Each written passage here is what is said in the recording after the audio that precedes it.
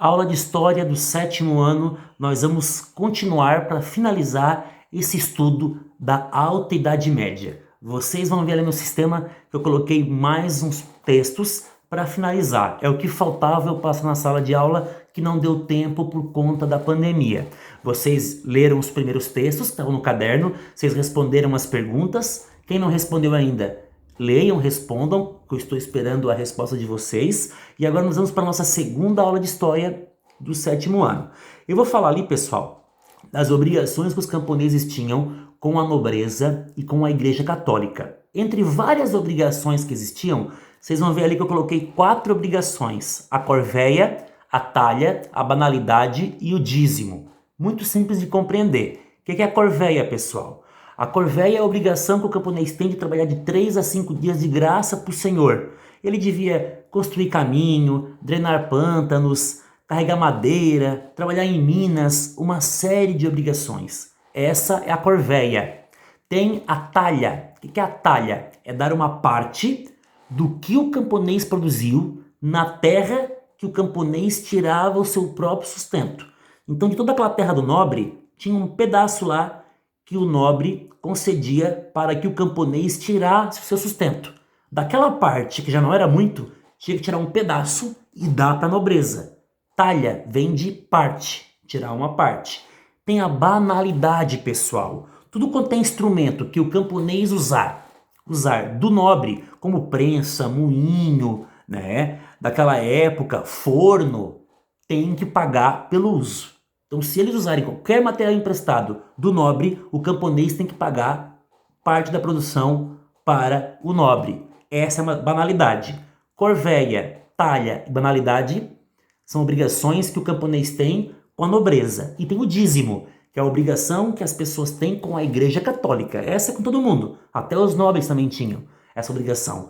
E tem que pagar 10% da sua produção à Igreja Católica. Como vocês que são católicos ou evangélicos devem conhecer, dízimo, 10% da sua produção à Igreja Católica, e tinha que dar. Então, por isso que a igreja naquele tempo era muito poderosa. Ela tinha mais terras, ela não pagava imposto e ainda recebia o dízimo.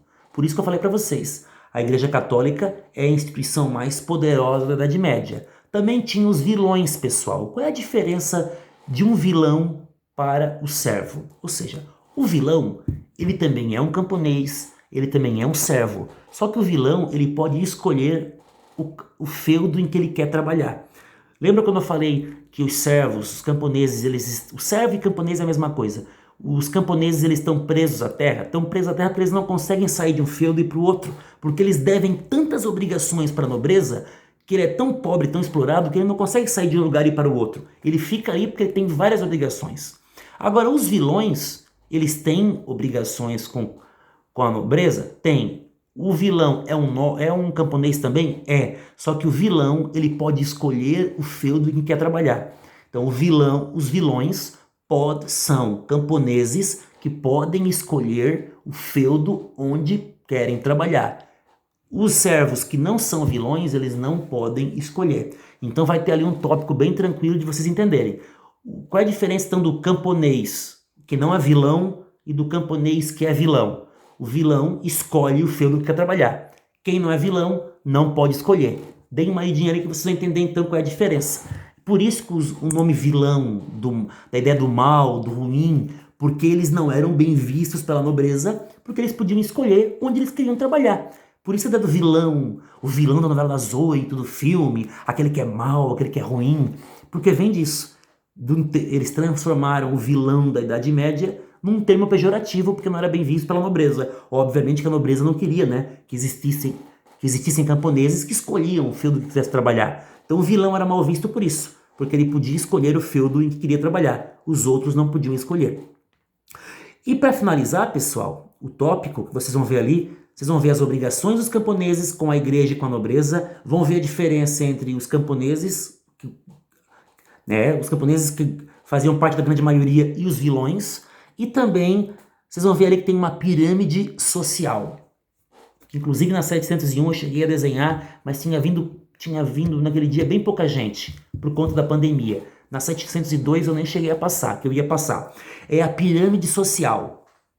Um triângulo onde você tem uma divisão em 3 partes. A parte de cima é a Igreja Católica. Qual é a principal função? É rezar. Eles eram mais poderosos, tinham mais terras, não pagavam imposto, recebiam de todo mundo 10% do dízimo. Tinha muitos nobres que davam terras para a igreja. Inclusive, de 100%, mais de 65% das terras em alguns locais era da Igreja Católica. Depois vem a nobreza, que eram os senhores feudais que tinham a principal função de guerrear. Eles administravam feudo, mas não eram os mais poderosos. Os nobres faziam moeda, escolhiam o que tinha que produzir, mas não eram o mais poderoso. E embaixo, que tinha a maioria, eram os camponeses ou servos, os que trabalhavam, que eram muito explorados. Não era a mesma coisa que escravo, porque o nobre tinha alguns direitos. Por pouco que fosse, eles tinham. Eles não podiam ser castigados fisicamente, não podiam ser escravizados, vendidos ou trocados. O nobre, ele tem direitos. Quer dizer, desculpe, o camponês, ele tem direitos, tá? É pouco? É, mas o camponês tem direito, apesar de ser muito explorado. O camponês não podia ser, como eu falei, maltratado, espancado, vendido, trocado. Então vocês vão ver ali que tem 3 classes sociais. Clero, Igreja Católica, rezava, nobreza, que guerreava, e camponês, que trabalhava. E vocês vão responder ali as 3 questões de baixo, que estão bem simples de vocês compreender. Eu espero que esse vídeo tenha ajudado. Encerramos agora a Idade Média e a partir da próxima semana iniciamos novos conteúdos. Abraço para todo mundo. Cuidem-se.